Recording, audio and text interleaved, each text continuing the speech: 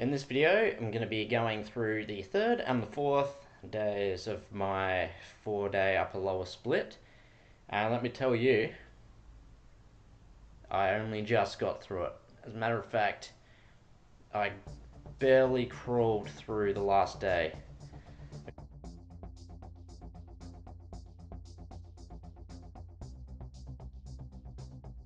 This day was initially meant to be the second leg session, but I woke up with the leg mobility of a sloth with rigor mortis, so naturally I skipped leg day. Haha!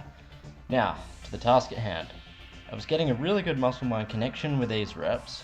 I was imagining the dumbbells were two magnets with the same polarity, and the goal was to get them both to touch at the top of the movement. I found it quite amusing at the time. I ended up following this exercise with some weighted dips. In retrospect, I probably should have performed this variation of the pullover at least a few times beforehand. This was the first time I had done lying pullovers with a barbell, and as a result I had very painful DOMs throughout my core and in my lats. In fact, I was so sore that I couldn't even do them the following week. I physically couldn't. I had to do cable pullovers instead. The deadlift can potentially fry the central nervous system in a single repetition. For that reason, it is feared and revered, which I apparently did neither, and I paid the price for it with my erectors and quadratus muscles. I was training with a friend and ended up injuring myself on the 5th rep of the 3rd set. As is common with a lot of injuries that are sustained in the gym, they happen when trying to impress someone for whatever reason. For me, it was attempting a weight that my form was unable to handle. The second set shown was actually from the very last session of phase 2. I still had residual pain from the initial injury, even with a full week of recovery.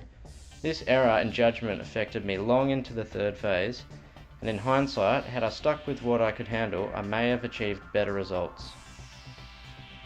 The pause squats shown here are also from the second round of this session. The training stimulus at this point became increasingly more difficult for me to shake off in terms of recovery, especially since I was using new exercises and had not lifted heavy for at least a month. I began to realise I hadn't quite thought it through as well as I could have. This exercise required a tremendous amount of energy, and it took a long time for my central nervous system to recover from coming out of the hold after deadlifting. This routine was unnecessarily more difficult than the other sessions. It had front squats and snatch grip deadlifts as accessories, which are both movements that you don't want to sacrifice form on.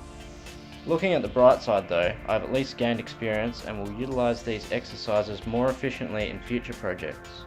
So here is just a quick summary of the training results from phase 2. For the sake of context, I have omitted any exercises that weren't variations of the 3 main lifts. Alright, that's it for this video guys. Hope you found the information interesting, and I'll see you in the next video for phase 3.